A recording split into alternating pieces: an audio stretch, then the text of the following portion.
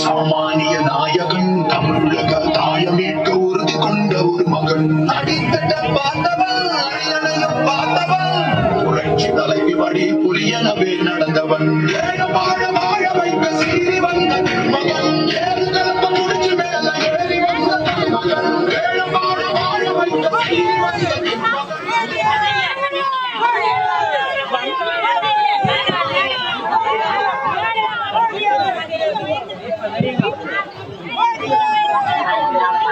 அனைத்து இந்திய அண்ணா திராவிட முன்னேற்ற கழகத்தின் நிறுவன தலைவர் பொன்மலை செம்மல் புரட்சித் தலைவர் எம்ஜிஆர் புரட்சித் தலைவர் அம்மா ஆகியோருக்கு பிறகு மூன்றாவது அத்தியாயமாக கழகத்தை ஒரு தொண்டனும் தொடர்ந்து வழங்க முடியும் என்ற வரலாற்றை படித்து அந்த வகையில் வருகின்ற 2026 தேர்தலில் மக்களை காப்போம் தமிழகத்தை மீட்போம் என்ற கொள்கை வழக்கத்தோடு நேற்றைய முதல்வர் இன்றைய எதிர்கட்சி தலைவர் நாளை முதலமைச்சர் அண்ணன் எடப்பாடியார் அவர்கள் எழுத்துரையாற்ற வரவேற்றிருக்கின்றார். செல்லுகின்ற இடங்கள் எல்லாம் மக்களுடைய அவங்க பேசுறதுக்கு முன்னால இந்த மீடியா எல்லாம் எடுப்பாங்க மறைக்காம பொடியை கொஞ்சம் கீழே இருக்கு பொடியை கொஞ்சம்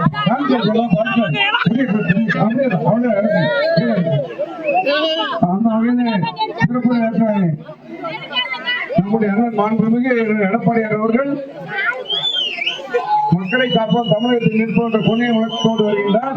ஆனால் தமிழகம் முழுவதும் இன்றைக்கு மக்களிடையே ஒரு கொள்கையை முழக்கம் என்று சொன்னால் தமிழக தேர்தல் களம் இருக்கின்றது. அந்த வகையில ஓட்டப்பிடாரத்தில் உங்களுடைய எழுத்துமிக்க கூட்டத்தில் கூடுவதை போல கடலையா கடல் அலையா என்று சொல்வதை போல ஓட்டப்பிடாரம் தொகுதி தூத்துக்குடி வடக்கு மாவட்டத்தில் உள்ள விளையாட்டுகளும் ஓட்டப்பிடாரம் கோயில்பட்டி 3 தொகுதிகளும் கழகத்தில் 8 கோட்டை என்பதை 3 பகுதிகளை வெற்றி பெற்று புரட்சித் தலைவர் அண்ணன் எடப்பாடியார் கழகத்தில் ஒப்படைத்தார் என்று சொல்லி அண்ணன் எடப்பாடியார் அவர்கள் இப்பொழுது எழுத்துரையாற்றுகிறார்.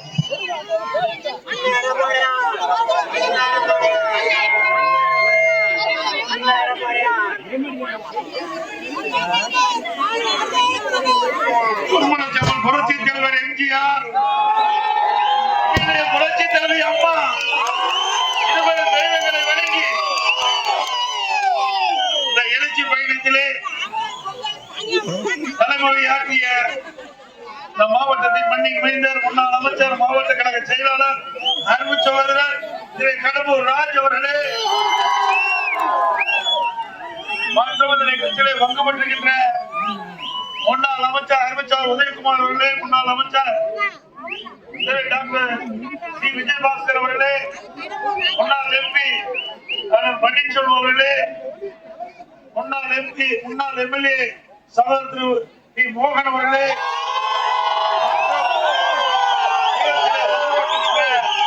மாவட்ட கழகத்துடைய நிர்வாகிகளே, சார்பணியைச் சேர்ந்த செயலாளர்களே, ஒன்றிய கழக செயலாளர்களே, நகர கழக செயலாளர்களே, பேரூர் கழக செயலாளர்களே, கழகத்திலே பல்வேறு பொறுப்புகளை வைக்கின்ற நிர்வாகிகளே, கழக உடன்பொறுப்புகளே, கூட்டணியில் அங்கம் வகிக்கின்ற பாரதிய ஜனதா கட்சியுடைய மாவட்ட தலைவர் திரு கே சரவண கிருஷ்ணன் அவர்களே, பொதுச் செயலாளர் திரு ஏ வீரமணி அவர்களே, பாஜக மாவட்ட துணைத் தலைவர் திரு ஆர் செந்தில்குமார் அவர்களே, வடக்கு மாவட்ட செயலாளர் திரு லிங்கராஜ் அவர்களே மற்றும் வடக்கு மாவட்ட பொறுப்பாளர் திரு செந்தில்குமார் அவர்களே, தமிழ் மாநில காங்கிரஸ் செயலாளர் திரு எஸ் டி ஜெயசீலன் அவர்களே, அகில இந்திய பார்வர்ட் பிளாக் திரு கதிரன் அவருடைய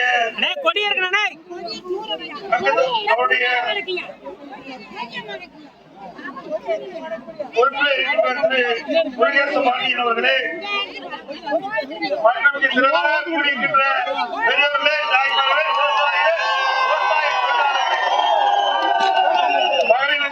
மகளிரைச் சேர்ந்த சகோதரிகளே, இளைஞர் வட்டாரங்களே, இங்க உழைப்பறை ஏற்றிய சகோதரிகளே, வணக்கம்.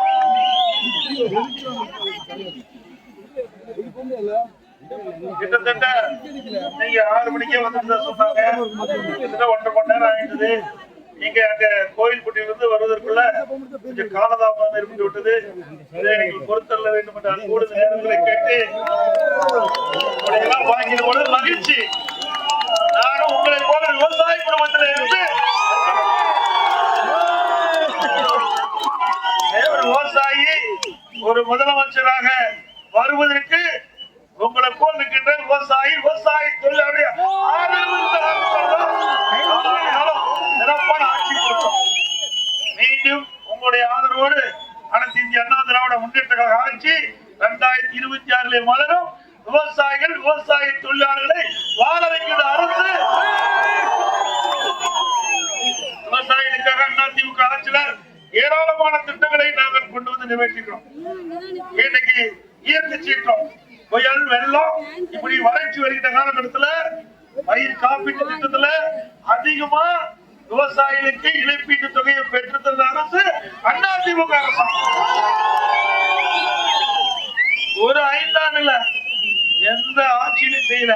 ஒரே 5 ஆண்டுல 2014 2021 வரை 5 ஆண்டுல விவசாயிகள் தொடக்க வேளாண் கூட்டுறவு வங்கியில் வாங்கிய பயிர்கடன் தள்ளுபடி செய்த அரசாங்கம் அதிமுக.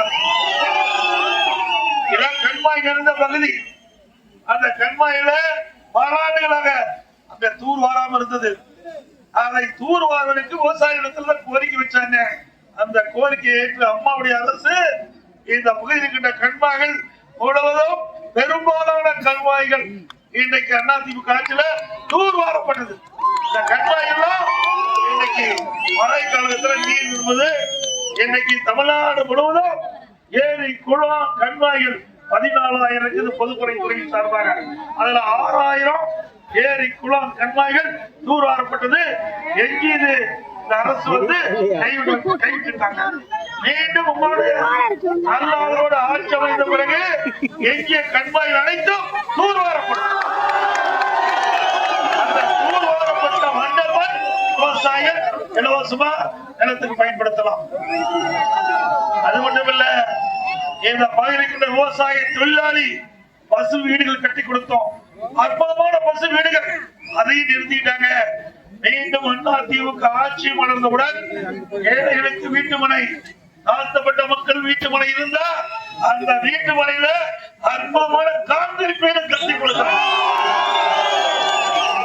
ஏழைகளுக்கு வீட்டுமனையும் இல்ல, தாழ்த்தப்பட்ட மக்களுக்கு வீட்டுமனையும் இல்ல, இரண்டும் இல்லாத மக்களுக்கு அரசாங்கமே தனியார் இடத்திலிருந்து வீட்டுமனை விலைக்கு வாங்கி அந்த வீட்டுமனையில நம்முடைய ஏழை மக்களுக்கும் தாழ்த்தப்பட்ட மக்களுக்கும் அற்புதமான காங்கிரீட் வீடு கட்டி கொடுக்கும்.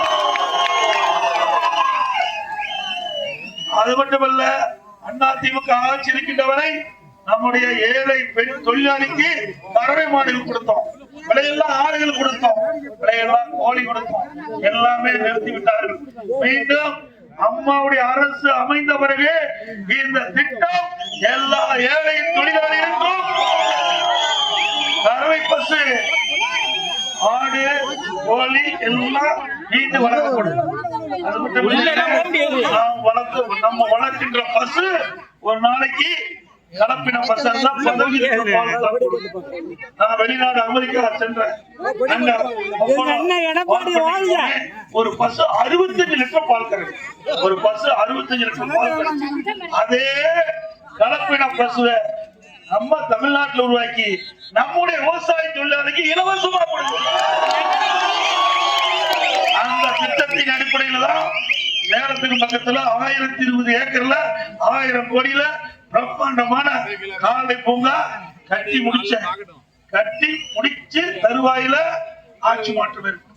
இன்ன வரைக்கும் எவ்வளவோ முறை கேட்டுக்கொண்டு இந்த அரசாங்கம் 1000 கோடி, ஆசியாவிலேயே மிகப்பெரிய கால்நடை பூங்கா, ஆராய்ச்சி நிலையம், முதற்கட்டம் கால்நடை மருத்துவக் கல்லூரி நான் திறந்துட்டேன். அதுக்கு பிறகு போன ஆண்டு அப்படியே ஸ்டாலினுக்கு இறக்க முடியாத மனம் இருந்தாலும் வேற வழி இல்ல, சட்டமன்றத்துல தொடர்ந்து நான் வலியுறுத்திய காரணமா அத ஸ்டிக்கர் ஒட்டி ரிப்பனை கட் பண்ணா அப்படி கிடக்கு. இது நியாயமா? 1000 கோடி இந்தியாவில் ஆசியாவிலேயே மிகப்பெரிய கால்நடை பூங்கா. இந்த கால்நடை பூங்காவுல கலப்பின பசுக்களை உருவாக்கி நம்முடைய சீதோஷண நிலைக்கு அந்த பசு வளரும். 40 லிட்டர் பால் கொடுக்கும். ஒரு நாளைக்கு 40 லிட்டர் பால். அந்த கலப்பின பசுவை ஆராய்ச்சி நிலை மூலமாக உருவாக்கி நம்முடைய விவசாய தொழிலாளிக்கு அதை கொடுப்பதற்காக திட்டமிட்டு அதை செயல்படுத்தணும். மீண்டும் உங்களுடைய ஆதரவோடு ஆட்சி மலரும். அந்த கலப்பின பசு நம்முடைய தொழிலாளிக்கு பெண் தொழிலாளி. அதே போல ஆடு, நம்ம வளர்க்கிற ஆடு எல்லாம் கால்நடை அதிகமா வளர்த்துட்டு இருக்கீங்க. நம்ம வளர்க்கிற ஆடு ஒரு வருஷத்துக்கு 20 கிலோ என்ன கொடுக்கும்னா, இந்த கலப்பின ஆடுகளை உருவாக்கி ஆராய்ச்சி நிலையத்தின் மூலமாக உருவாக்கி விவசாயியுடைய தொழிலாளி கொடுக்கின்ற பொழுது அந்த ஆடு 40 கிலோ எடை கொண்ட ஆடாது. கண்டிப்பா வருமானம். பொருளாதாரத்தை மேம்பாடு செய்ய முடியும். பொருளாதாரத்தை ஏழை எளிவருக்கு வேற என்ன தொழில் இருக்குது? வேற ஒரு தொழிலும் கிடையாது. கிராமத்துல என்ன இருக்குது? காட்டு வேலைக்கு போவோம், அப்படித்தான் என்ன பண்ண முடியும்? அந்த விவசாயிகளுக்கு, விவசாய தொழிலாளிக்கு அவர்களுக்கு ஏற்றவாறு தொழில் உருவாக்கி தருவதால் அதுதான் என்னுடைய நோக்கம். அந்த அடிப்படையில அந்த கால்நடை ஆராய்ச்சி நிலையத்துல கலப்பின பசு உருவாக்குது, கலப்பின ஆடுகள், கலப்பின பன்றி, கலப்பின கோழி, அதே போல எல்லாம் உருவாக்கி நம்முடைய விவசாய தொழிலாளி விவசாயிக்கு அதை கொடுத்து வளர்த்தி கண்டிப்பு வருமானம் பெறுவதற்காக மிகப்பெரிய கால்நடை பூங்காவை நாம் உருவாக்குறோம். அதையும் இன்றை வரை இதை செயல்படுத்த அரசாங்கம் தேவையா? உங்களுக்கு கிடைக்கிற திட்டம் தானே விவசாயிகளுக்கு கொண்டாட திட்டம், விவசாய தொழிலாளி கொண்டாட திட்டம். அதை முடக்கி வச்சிருக்கிறாங்க. மீண்டும் அந்த திட்டம் செயல்படுத்தப்படும். அதே போல இன்னைக்கு அதிமுக ஆட்சி இருக்கின்ற பொழுது நிறைய ஏழைகளுக்கு செஞ்சோம். 100 நாள் வேலை திட்டம் 150 நாளா உயர்த்திருக்காங்க. அது வேலை செய்த ஊழியருக்கு பணம் கொடுக்க முடியும். அதை நாங்க மத்திய அரசுக்கு வாதாடி போராடி டெல்லி போய் சொல்லி இந்த ஏழை மக்கள் அதை நம்பி இருக்கிறாங்க. அவளுக்கு கிடைக்க வேண்டிய அந்த ஊழியர், அந்த தொழிலாளிகளுக்கு கிடைக்க வேண்டிய அந்த ஊதியத்தை வழங்க வேண்டும் என்று வற்புறுத்தியதன் காரணமாக முதற்கட்டமா 2999 கோடி மத்திய அரசாங்கம் விடுவிச்சிருக்குது. அதை கூட பெற்று தர முடியாத அரசாங்கம் தான் திமுக அரசாங்கம். இவர்கள் ஏழைகளை காப்பாற்றுவாங்க. தேர்தல் நேரத்தில் என்ன சொல்றாங்க? 100 நாள் வேலை திட்டத்தை 150 நாள் உயர்த்துறாங்களா? 100 நாள் வேலை திட்டம் சுருங்கி 50 நாள் ஆகி போச்சு. வரும்போது சொன்னாங்க. அது மட்டும் இல்ல, கிராமத்தில் இருக்கிற மக்களுக்கு நல்ல பாதுகாக்கப்பட்ட குடிநீர் வழங்கணும். அதிமுக ஆட்சியில தான் கூட்டு குடி திட்டத்தை கொண்டாந்து அதை நிறைவேற்றணும். நான் வர்ற வழியில என்ன பஸ் மறிச்சாங்க. நான் இறங்கி அங்க இருக்கிற பெண்கள்லாம் வண்டியில வச்சு ஒரு 6 குடத்தை வச்சு அங்க தூரமா 1/2 கிலோமீட்டர் போய் தண்ணி பிடிச்சு அந்த வண்டியில வச்சு தள்ளிட்டு வரணும். என்னை தள்ளி பார்த்துட்டாங்க. நானும் தள்ளி பார்த்தேன். நானும் கிராமத்துல இருக்கல, இது மாதிரி கொடுமை எங்கேயும் பார்க்கல. நான் எவ்வளவு பேசா இருக்கிறேன்.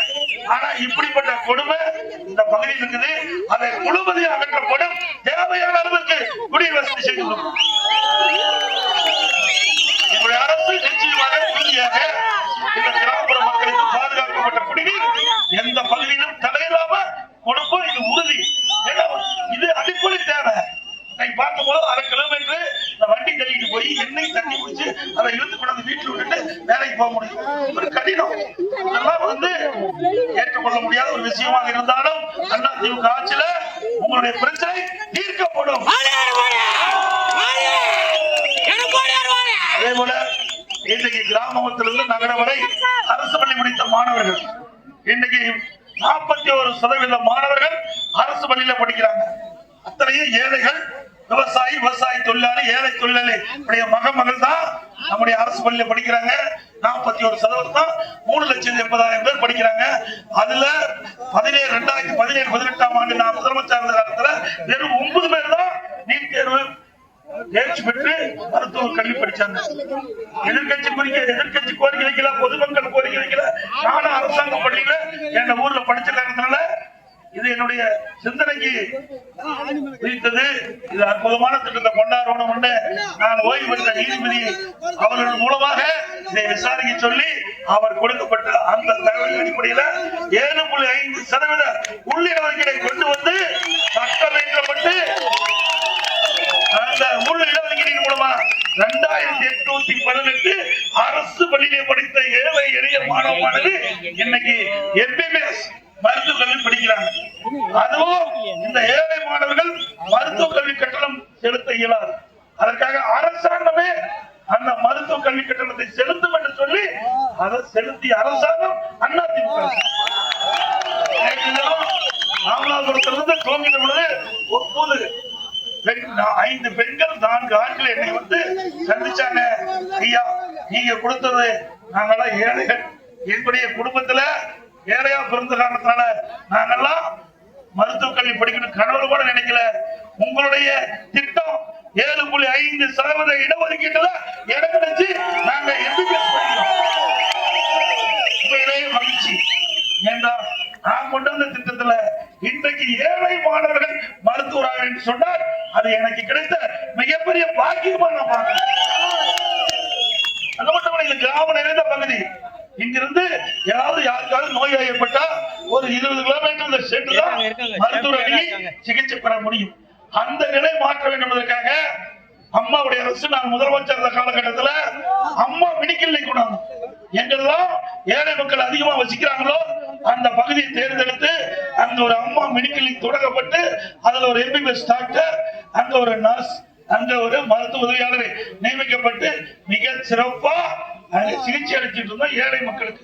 அது பொறுக்க முடியல ஸ்டாலின், அதை எது மூடிட்டார்.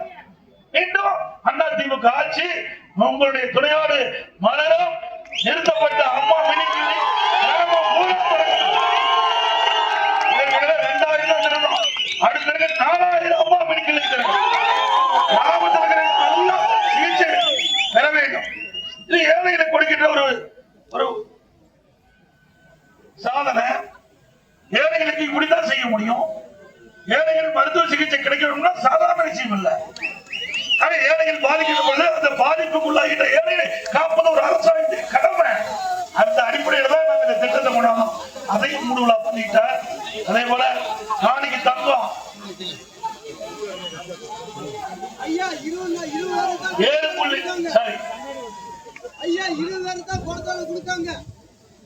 இன்னைக்கு திராவிட முன்னேற்ற கழக அரசு நிறைய திட்டங்களை கைவிட்டார். தாலிக்கு தங்கம் ஏழை பெண்கள் கிராமத்திலிருந்து நகரம் வரை இருக்கிறாங்க. அந்த குடும்பத்தில் பிறந்த பெண்கள் திருமண வயது அடைகின்ற பொழுது பொருளாதார சூழலின் காரணமா திருமணம் தடைபடுகிறது.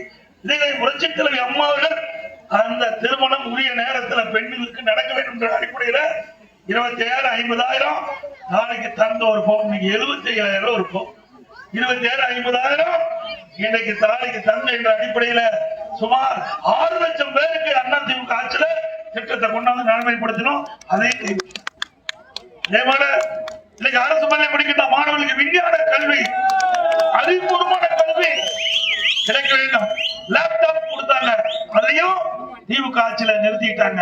மீண்டும் அதிமுக ஆட்சி மனதோட அனைத்து மேல்நிலை பள்ளிகளிலும் அரசு மேல்நிலை பள்ளியில லேப்டாப் கொடுக்கப்படும்.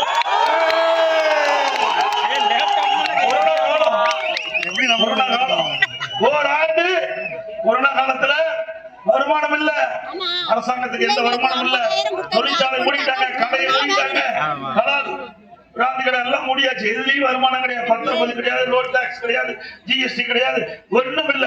ஒரு வருஷம் வருமானம் இல்லாத ஆட்சி நாங்க நடத்தணும். யாருக்கு எங்கேயும் வெளியே போக முடியல. ஏன்னா கொரோனா வைரஸ் தொற்று காற்றுல பரவி அதனால அவர்களுக்கு ஏதாவது நோய் ஏற்பட்டா உயிரிழக்கக்கூடிய சூழ்நிலை. அப்படிப்பட்ட காலகட்டத்தில் கூட விலைவாசி மீறாம பார்த்து கொண்ட அரசாங்கம் அதிமுக அதிமுக ஆட்சியில நீங்க விலைவாசி நீங்க ஒப்பிட்டு பாருங்க. அரிசி என்ன விலை வித்துன்னு பாருங்க, பருப்பு என்ன விலை வித்துன்னு பாருங்க, என்ன விலை வித்துன்னு பாருங்க. இன்றைக்கு 50% விலை உயர்ந்தது. 50% இந்த உணவுப் பொருளுடைய விலை உயர்ந்தது. இன்னைக்கு மக்கள் வாங்கும் சக்தி இழந்து இருக்கின்ற நேரத்தில் இந்த அரசாங்கம் விலையை கட்டுப்படுத்த தவறிவிட்டது. இதனால் ஏழை எளிய ஒடுக்கப்பட்ட நசுக்கப்பட்ட தாழ்த்தப்பட்ட மக்கள் இந்த விலை வரும்போது கூட அந்த மனுஷ பெண்கள் சொன்னாங்க, சரியான நியாய கடையில சரியா அரிசி போடல, உணவுப் பொருட்கள் கிடைக்கலாங்க. அப்படிப்பட்ட ஆட்சி கேவலமான ஆட்சி இன்றைக்கு நடந்து கொண்டிருக்கிறது.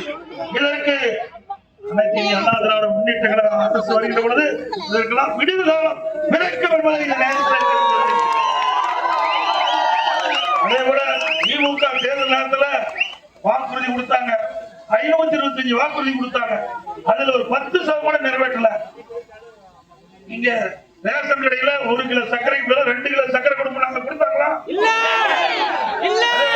ஏழை மாணவர்கள் வங்கியில படிப்பதற்கு கல்வி கடன் வாங்கினாங்க, அதை ரத்து செய்ய சொன்னாங்க, ரத்து பண்ணாங்களா?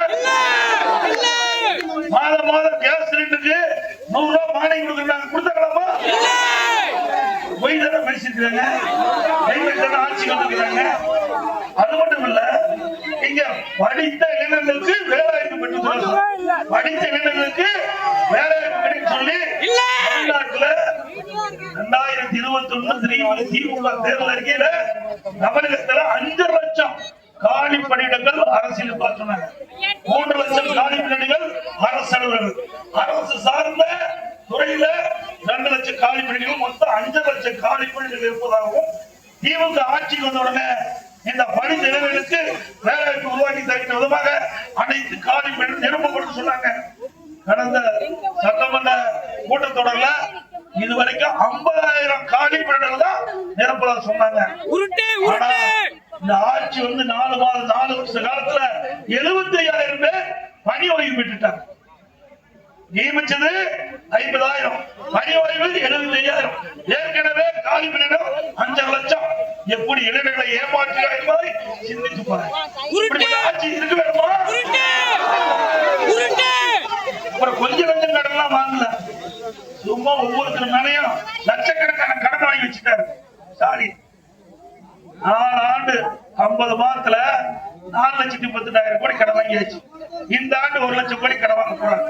அப்ப 5,38,000 கோடி கடன் வாங்கியாச்சு. இதெல்லாம் நீங்க தாங்க கட்டணும். நான் உட்பட, நீங்க உட்பட எல்லாம் கடன்காரன் ஆக்கிட்டார் திமுக. ஸ்டாலின் அவர்கள் கடன்காரன் ஆக்கிட்டார். இப்படிப்பட்ட ஆட்சி தேவையா? 75 ஆண்டு காலம் காங்கிரஸ் ஆட்சியிலிருந்து, திமுக ஆட்சியிலிருந்து, அண்ணா திமுக ஆட்சியிலிருந்து 75 ஆண்டு காலம் ஆட்சியில கட்சி 2021 வரை 5,18,000 கோடி கடன். ஆட்சி பொறுப்பேற்று 4 ஆண்டு காலத்துல 4,38,000 கோடி கடன். இந்த ஆண்டு 1 லட்சம் கோடி கடன் வாங்குவதாக அறிவிச்சிருக்கிறாங்க.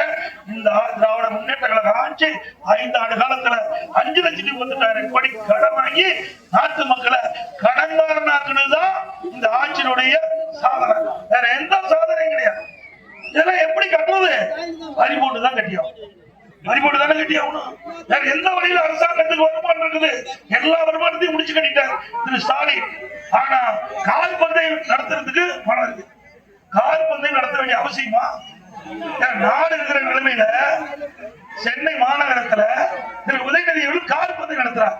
100கணக்கான கோடி செலவு பண்ணி கால்பந்தயம் நடத்துறார். இப்படிப்பட்ட ஆட்சி தேவையா? அப்பாவுக்கு நடுக்கடல்ல வேக வைக்கணும், இது தேவையா? எழுதாத படம் எங்க வச்சா என்ன? எழுதாத படம்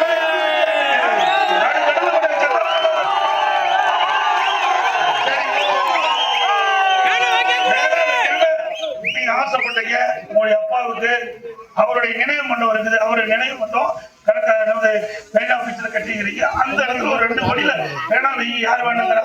சரி, பேனா வைக்கிற வேணாம். நீங்க அரசு பள்ளி படிக்கிற மாணவர்களுக்கு எழுதுற பேனா கொடு. யாருடைய பணத்தை எடுத்து உங்களுடைய தந்தைக்கு நீங்க பேனா கடவுள் வைக்கலாமா?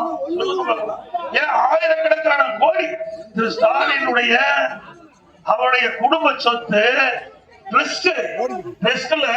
பலாயிரக்கணக்கான கோடி இருக்குதுங்க. கொஞ்சம் இல்ல, பலாயிரக்கணக்கான கோடி திராவிட முன்னேற்ற கழக தலைவர் குடும்பத்தினுடைய ட்ரஸ்ட் சொத்து இருக்குது. அதுல எடுத்து செலவு பண்ண மாட்டேன். எந்த காலத்துல போய் அப்படி சொந்த பணத்தை செலவு செஞ்சது சரித்திரம் இருக்குது. எந்த காலத்திலும் கருணாநிதி குடும்பத்தை சேர்ந்தவர்கள் அடுத்த ஒரு பாக்கெட்ல இருந்தா எடுத்து பழக்க முடிய கொடுத்து பழக்கமே கொடுத்து சிவந்தர்களுக்கு சொந்தக்கார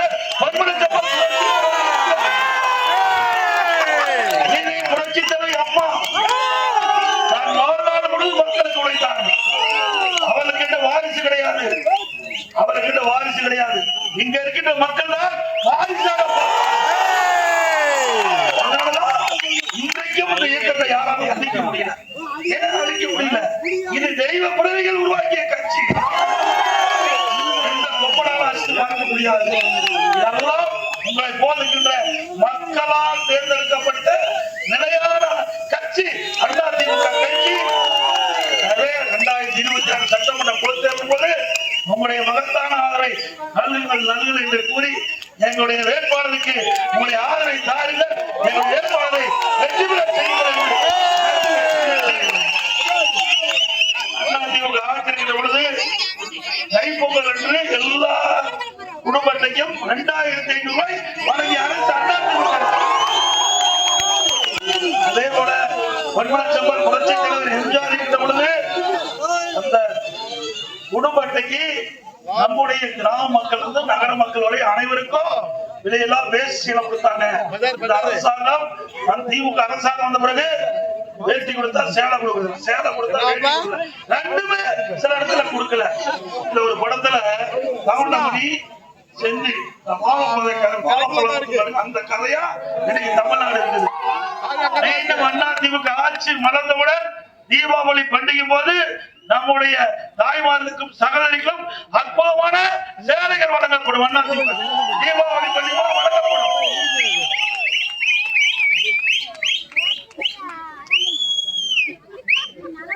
இந்த மண் ஒரு தேசிய தலைவர்களை உருவாக்கி மண்ணுக்கு என்ற பெருமை இருக்கு. மண்ணில் பேசுவதே பெருமை. இறைவன் எங்களுக்கு இந்த பாக்கியத்தை கொடுத்திருக்கிறார். கப்பலோட்டிய தமிழன் வாவுசி ஐயா அவரை போற்றி வணங்குகிறோம். அவருக்கு நான் முதலமைச்சர் இருந்த பொழுது சட்டமன்ற வளாகத்தில் அவருடைய முழு திருவுருவப்படம் திறந்து வைத்தேன். அதே போல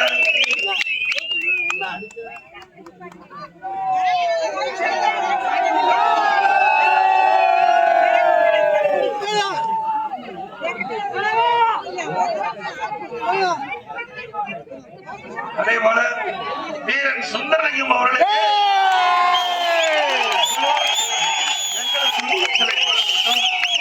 அதுபோல வீரன் வெள்ளையதேவன் அவர்களுக்கும் அவர்களுக்கெல்லாம் மரியாதை செலுத்திய அரசாங்கம் அதிமுக அரசாங்கம். நாட்டிற்காக சுதந்திரத்திற்காக பாடுபட்டவர்கள், தேசத்திற்காக உழைத்த அந்த மா மனிதர்களை என்றைக்கும் அதிமுக புகழும்.